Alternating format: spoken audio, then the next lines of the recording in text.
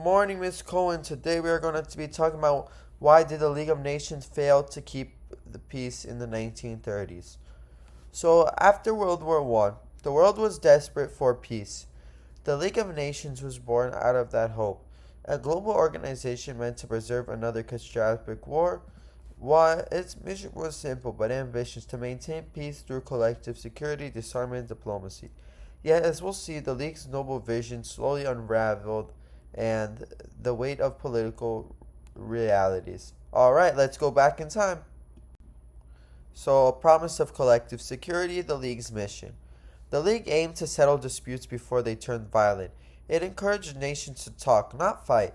But from the start, it faced challenges.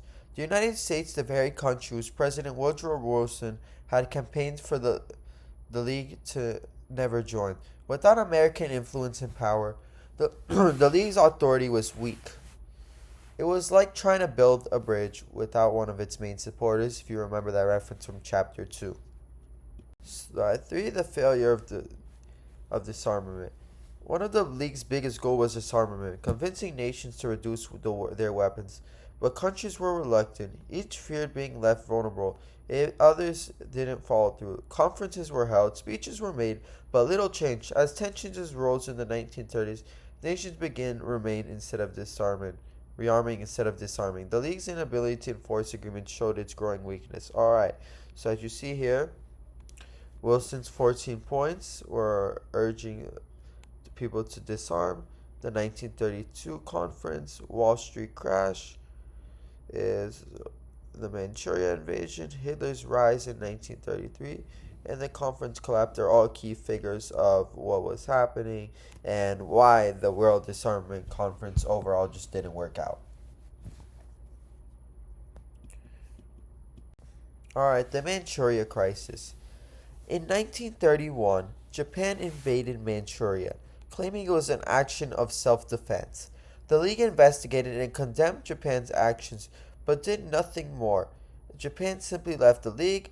This was a turning point. The world saw the League could talk, but not act. The lack of military power meant the aggression could ignore it without conference. Alright, as you see in more detail, the report was the Linden Report in 1932 that showed Japan was committing a war crime. 1933, Japan ended up withdrawing from the League, and it was 1931 where Japan invaded Manchuria. Alright, now the Abyssinia crisis. The Abyssinia crisis, a few years later, in 1935 through 1936, was when Italy invaded Abyssinia, also known as Ethiopia nowadays.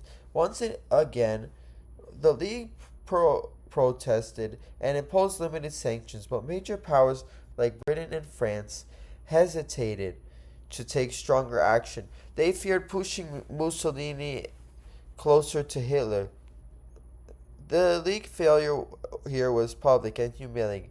It showed that political interests outweigh collective security, and by the way, both Horv and Lavelle got kicked out as prime ministers because the public was upset, so was the League, and Mussolini ended up leaving the League of Nations because of how upset he was with the League imposing sanctions on him.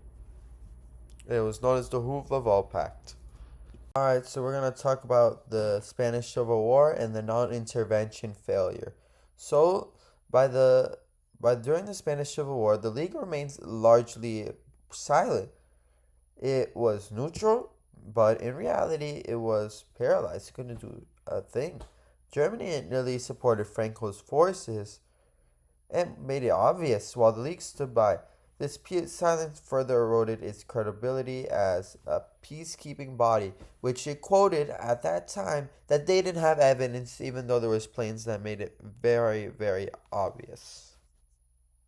Japan's invasion of China. By the late 1930s, Japan invaded China again. 1937, expanding its aggression across Asia. The League condemned the invasion but had no power to stop it. This pattern was clear. Words without actions, each failure chipped away at the League's authority over and over again. Man, this is never going to stop. Alright. The changing attitudes and overall, the collapse of the League of Nations. Italy, Germany, and Japan all left the League. The USSR criticized its weakening correctly. Britain and France turned to appeasement rather than enforcement. By the late 1930s, the League had just lost all its credibility. I mean, it couldn't do anything. Without unity or strength, they couldn't stop another world war. They cracked the League's emblem, feeding it into war imagery. All war. Simple as the collapse, a dream of peace shattered by the realities of power politics. Alright, this is now how I'm gonna close today's episode. The League of Nations was a bold experiment in international cooperation. It failed, but its legacy lives on. The lesson learned shaped the creation of the United Nations after World War II, an organization built to be stronger, more inclusive, better equipped to act. So while the League's story ends its failure, it also makes the beginning of a new chapter in humanity's ongoing pursuit of peace. Alright, guys, I want to thank you all for listening to me today. I am very happy that I was able to once again able to talk to you peoples again. It made my day, and I hope you all have a beautiful day. It is a beautiful day, and it's always a beautiful day. As we approach closer to the exam, I wish the best for you all. Hope everybody passes you tomorrow.